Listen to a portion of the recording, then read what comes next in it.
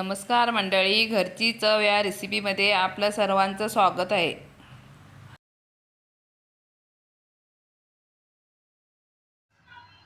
मी माशाच्या रस्स्यासाठी हा मसाला सांगणार आहे. हा सगळा बारीक करून घेणार आहे मसाला. त्याच्यासाठी लागणारे साहित्य सांगणार आहे. थोडेसे तीळ, जिरे, कोथिंबीर, खोबरं वाळलं घेतलेलं आहे. तुम्ही ओलं पण घेऊ शकता, थोडं वाळलं आणि थोडं ओलं पण घेऊ शकता. लसूण आणि अद्रक बारीक करून घेण्यासाठी तेल तापत ठेवलंय.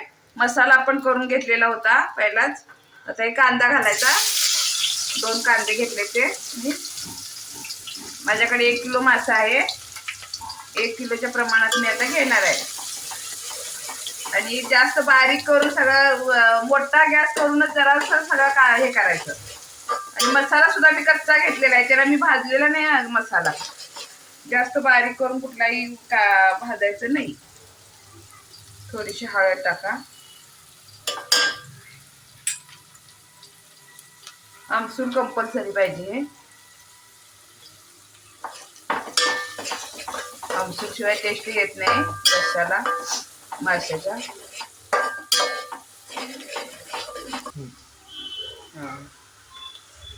मी आता त्याच्यात मासा टाकणार पहिला.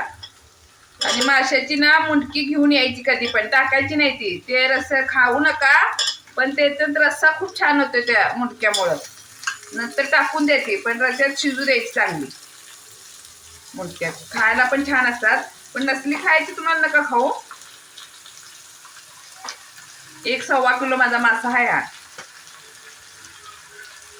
त्यामुळे जरा भांड मोठंच घेतलेलं आहे मी. आपल्याला भाजायचं तेलात मासा पहिला. हा मासा जरा ऑइली आहे, त्याला मांदा आलेलं होतं, मी काही ते टाकून दिलेलं आहे. आणि थोडंसं तिखट जास्तच टाकायचं ना, तिखट मीठ. जरा रस्सा तिखटच चांगला लागतो.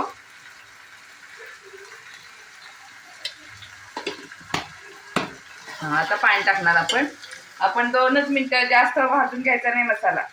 गरम पाणी टाकणार आहे याच्यात आपण. म्हणजे कशी एक उकळी आली की मासा शिजलेला असतो. माशाला जास्त वेळ शिजावा लागत नाही. हे बघा, तेलकट मासा असल्यामुळं थोडं तेल टाकलं तरी पण त्याला कट येणार आहे. आता मासा तेलकट कमी असेल तर तुम्ही जास्त थोडंसं तेल टाकायचं. नदीची सुरमई आहे ही, तेलकट आहे.